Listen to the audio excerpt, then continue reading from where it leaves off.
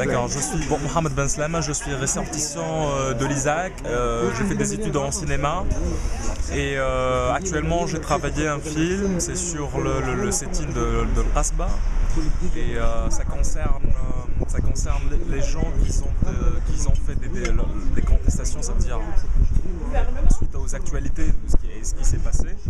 Et donc j'ai décidé de ramener ma caméra avec une équipe de cinéastes et on a passé ces 14 journées avec ces gens dans les tentes et c'était une expérience incroyable. On n'a pas eu l'occasion de voir ce genre de truc, c'est-à-dire en Tunisie avant. Il faisait trop froid, on passait des nuits blanches avec eux, avec des discours la nuit, à 3h, 4h du matin. Ils ont subi, ça veut dire même la faim, ils avaient faim, la famine. C'est des gens qui ont vraiment enduré dans le setting et qui ont persisté pour enfin obtenir ce qu'ils ont demandé, ça veut dire du gouvernement. Donc j'ai essayé de travailler sur le côté esthétique de ces gens, pas complètement dans leur demande, c'est-à-dire sur le plan politique, mais je l'ai traité sur le plan ontologique, ça veut dire ces gens, comment ils vivaient, la solitude de ces gens, comment ils étaient ensemble, ils bougeaient pas, ils ont subi la police politique là-bas, ça veut dire discrètement, ils ont subi des trucs pour les différencier, ça veut dire du régionalisme, etc. Ils ont subi, ça veut dire toutes sortes ça veut dire ils ont voulu, ça veut dire la police politique, mettre des trucs comme si, ça veut dire les couleurs politiques.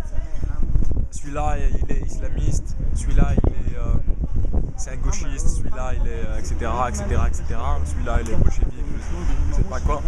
Donc, c'était une expérience incroyable. Et enfin, on a assisté aussi dans les événements de l'Habib Bourguiba, là où il y avait eu 3 morts, ça veut dire où les agents de police ils ont tiré le feu il y avait 3 morts en ce moment. Il y avait ensuite le jour d'après une très grande funéraille à Al-Qasba.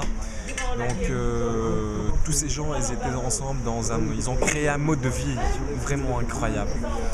Donc on a passé 14 jours avec ces gens pour filmer tout ce qui s'est passé et là j'ai entré avec le producteur Tarek Belhammar pour créer un documentaire autour de tout ce qui s'est passé dans le setting de Qasba. Enfin là, il nous reste à peu près 3 journées pour finir la post-production. C'est presque, on est dans l'étalonnage, dans la phase d'étalonnage. Et voilà, donc on a fini le travail. Je viens de dire que j'ai travaillé sur le côté esthétique de setting de Qasba. Côté esthétique, c'est de choisir quelques détails, ça veut dire, de ces gens, de suivre quelques portraits qui étaient très intéressants. Par exemple, dans mon documentaire, j'ai essayé de choisir 4 portraits. C'était le portrait d'une vieille femme, par exemple. C'est une vieille femme qui avait 80 presque. Elle avait assisté, elle défendait l'armée tunisienne. Elle a parlé de l'armée depuis l'époque de la colonisation, là où il y avait les Français en Tunisie. Elle assistait à des tanks, les grands tanks, comment l'armée française elle a sorti de Bizerte, etc. Ensuite, qu'est-ce qui s'est passé dans tous les événements pendant l'époque de Bourguiba, ça veut dire la révolution du pain en 82 en Tunisie. Ensuite, avant c'était en 78 ce qui s'est passé aussi, les plus grandes grèves générales de l'UGTT. Donc elle a vécu tout cela, elle nous a parlé de l'histoire de l'armée en Tunisie, comment elle a vécu. Aussi, je traitais les fous, les marginalisés qui étaient au setting de Qasba. C'était un travail magnifique sur eux parce qu'ils étaient là, vraiment là. Ils portaient des slogans, ils portaient des banderoles, ils font des caricatures, ils font même des caricatures concernant le setting. Et donc j'ai essayé de travailler sur cela aussi.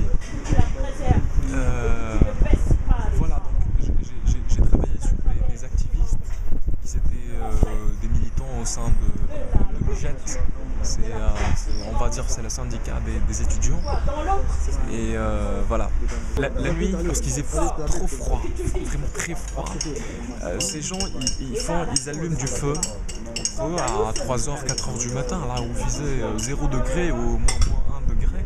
Ils faisaient des cercles de feu. Il brûle le feu, il faisait des cercles de feu.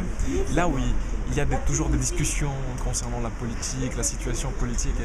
Et vraiment, ces cercles de feu, ils étaient trop magnifiques. Voilà, ça me vient. Moi, j'ai travaillé sur le côté esthétique parce que l'esthétique, dans le passé, c'était tout un mode de vie, d'endurance, vraiment d'endurance. Vraiment d'endurance. Il faut endurer afin d'obtenir ce que ces gens demandaient. Donc c'est pour ça que j'ai travaillé sur l'esthétique, parce que c'est un travail sur la volonté vraiment de ces gens.